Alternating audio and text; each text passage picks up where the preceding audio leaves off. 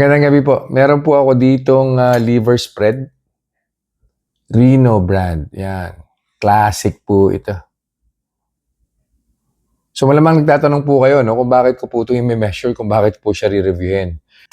Kung maalala nyo po, no, meron po akong nireview yung white bread, wheat bread, even yung pandesal. Nung nireview ko po yan, I think 6 months or probably 7 months ago, no? Ginamitan ko po ng liver spread. So dun po sa comment section, nung binalikan ko po yung review niyan, marami pong nag-comment na baka daw po yung liver spread yung nag-trigger ng blood sugar increase or ng blood sugar spike. Dito po sa label, no, ang nakalagay po dito, ang total carbohydrates po nito is 7 grams per 2 tablespoons. Kung 1 tablespoon lang po yung kakainin ko, so that's 3.5 carbohydrates intake. Pagagalawin po niyan yung blood sugar ko, pero hindi naman po magkakaroon ng spike yan. Baka may mga, I don't know, probably plus 10 or the most is plus 15, no? So, dapat ganun lang po siya.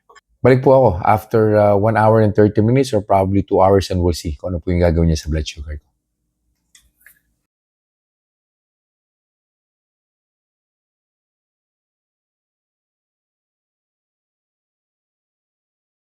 Conclusion na po tayo. Liver spread po yung tinry ko today. A little over 1 tablespoon.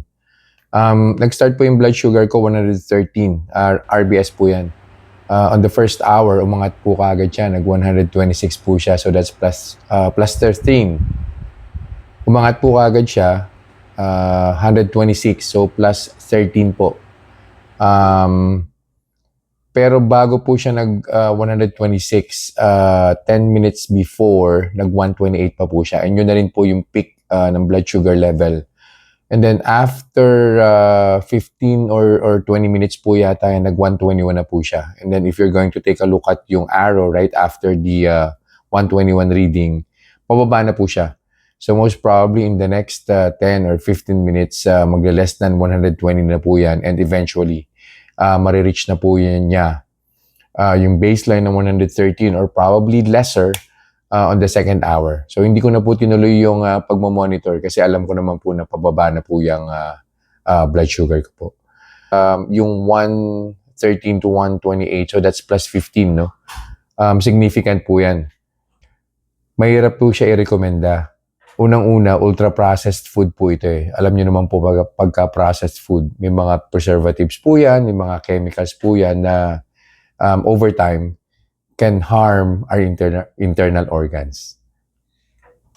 Kung gusto niyo pong maghalo ng liver, no, let's say sa mga ulam po ninyo, meron naman pong fresh na liver. Madali lang naman pong gilingin yan eh. Tapos, tsaka niyo po siya ihalo dun sa sauce ng ulam na ginagawa niyo po. So, yun lang po muna for now. I'll see you guys in the next vlog. Bye-bye. Reminders lang po, huwag pong mag-aanli. Always eat in moderation. Di po ako doktor, so whenever in doubt, konsulta po kayo sa doktor ninyo. And yung results po ng mga review na ginagawa ko, it may vary. So huwag niyo pong i-expect na yung resulta sa akin is magiging kapareho po ng resulta sa inyo. So yun lang po. Have a nice day.